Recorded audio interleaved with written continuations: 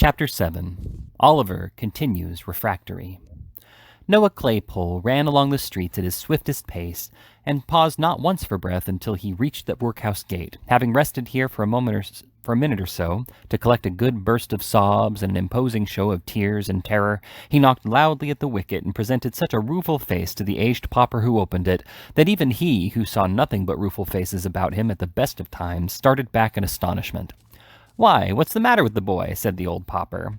"Mr. Bumble! Mr. Bumble!" cried Noah, with well-affected dismay, in tones so loud and agitated that they not only caught the ear of Mr. Bumble himself, who happened to be hard by, but alarmed him so much that he rushed into the yard without his cocked hat, which is a very curious and remarkable circumstance, as showing that even a beetle acted upon by a sudden and powerful impulse may be afflicted with a momentary visitation of loss of self-possession and forgetfulness of personal dignity. "Oh, Mr. Bumble, sir," said Noah. "Oliver, sir. Oliver has—" "What? What?" interposed Mr. Bumble with a gleam of pleasure in his metallic eyes. "Not run away. He hasn't run away, has he, Noah?" "No, sir, no. Not run away, sir, but he's turned vicious," replied Noah. "He tried to murder me, sir, and then he tried to murder Charlotte, and then Mrs. Oh, what dreadful pain it is! Such agony! Please, sir!" And here Noah writhed and twisted his body into an extensive variety of eel-like positions, thereby giving Mr. Bumble to understand that from the violent and sanguinary onset of Oliver Twist, he had sustained severe internal injury and damage, from which he was at that suffering the acutest torture. When Noah saw that the intelligence he communicated perfectly paralyzed Mr. Bumble, he imparted additional effect thereunto by bewailing his dreadful wounds 10 times louder than before. And, when he observed a gentleman in a white waistcoat crossing the yard, he was more tragic in his lamentations than ever, rightly conceiving it highly expedient to attract the notice and rouse the indignation of the gentleman aforesaid. The gentleman's notice was very soon attracted, for he had not walked 3 paces when he turned angrily around, and inquired what that young cur was howling for, and why Mr. Bumble did not favor him with something which would tender the series of vocular exclamations so designated an involuntary process. "It's a poor boy from the free school, sir," replied Mr. Bumble, "who has been nearly murdered, all but murdered, sir, by young Twist." "My goodness!" exclaimed the gentleman in the white waistcoat, stopping short. "I knew it! I felt a strange presentiment from the very first that audacious young savage would come to be hung." "He has likewise attempted, sir, to murder the female servant," said Mr. Bumble, with a face of ashy paleness. "And his missus," interposed Mr. Claypole.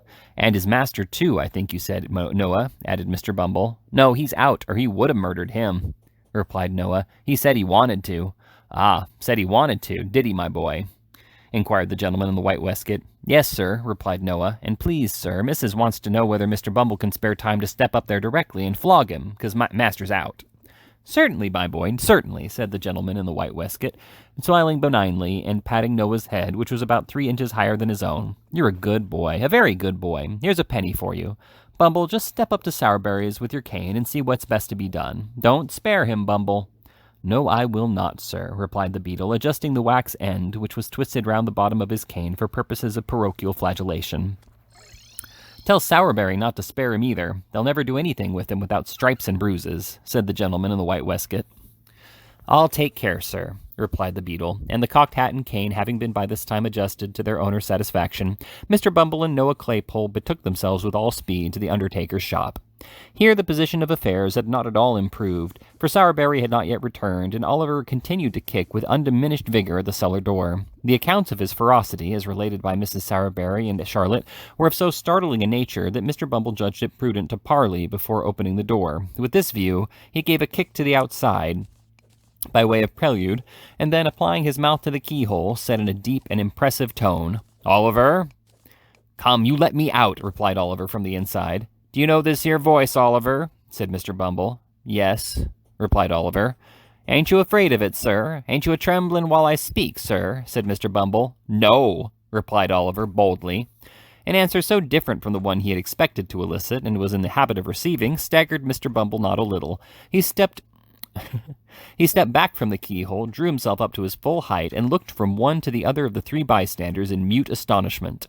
"Oh, you know Mr. Bumble, he must be mad," said Mrs. Sourberry. "No boy in half his senses could venture to speak so to you." "It's not madness, ma'am," replied Mr. Bumble after a few moments of deep meditation. "It's meat." "What?" exclaimed Mrs. Sowerberry. "Meat, ma'am, meat," replied Bumble with stern emphasis.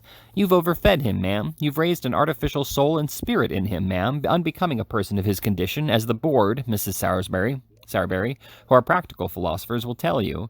What have paupers to do with soul, or spirit either? It's quite enough that we let 'em have live bodies. If you had kept the boy on gruel, ma'am, this would never have happened."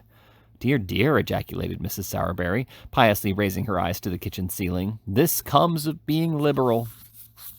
The liberality of Mrs. Sowerberry to Oliver had consisted in a profuse bestowal upon him of all the dirty odds and ends which nobody else would eat, so that there was a great deal of meekness and self-devotion in her voluntarily remaining under Mr. Bumble's heavy accusation, of which, to do her justice, she was wholly innocent in thought, word, or deed.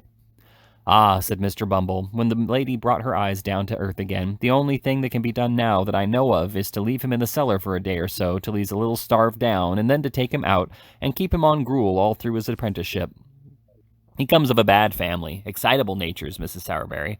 Both the nurse and doctor said that mother of his made her way here against difficulties and pain that would have killed any well-disposed woman weeks before."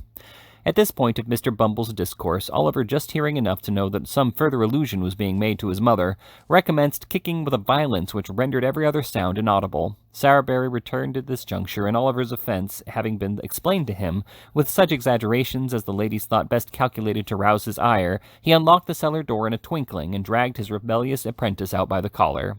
Oliver's clothes had been torn in the beating he had received. His face was bruised and scratched, and his hair scattered over his forehead.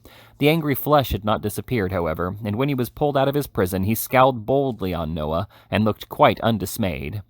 "Now, you are a nice young fellow, ain't you?" said Sowerberry, giving Oliver a shake and a sound box on the ear. "He called my mother names," replied Oliver sullenly. "Well, and what if he did, you little ungrateful wretch?" said Mrs. Sowerberry. "She deserved what he said, and worse." "She didn't," said Oliver. "She did," said Mrs. Sowerberry. "It's a lie," said Oliver.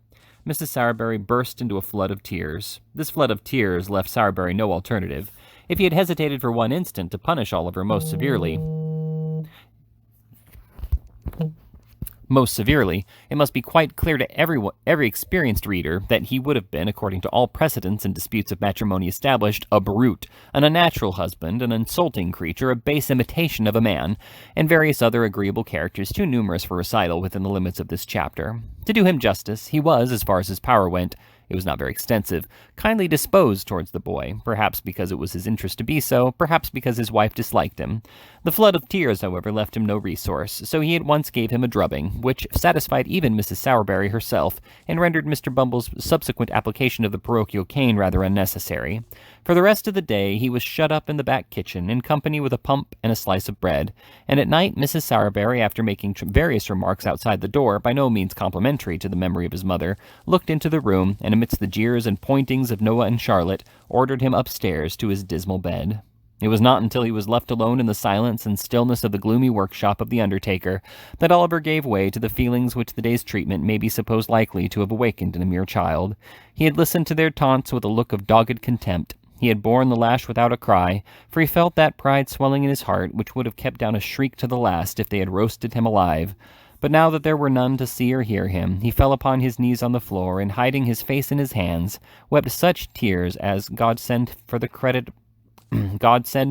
of our nature few so young may ever have cause to pour out before him. For a long time Oliver remained motionless in this attitude. The candle was burning low in the socket when he rose to his feet, and having gazed cautiously round him and listened intently, gently undid the fastenings of the door and looked abroad.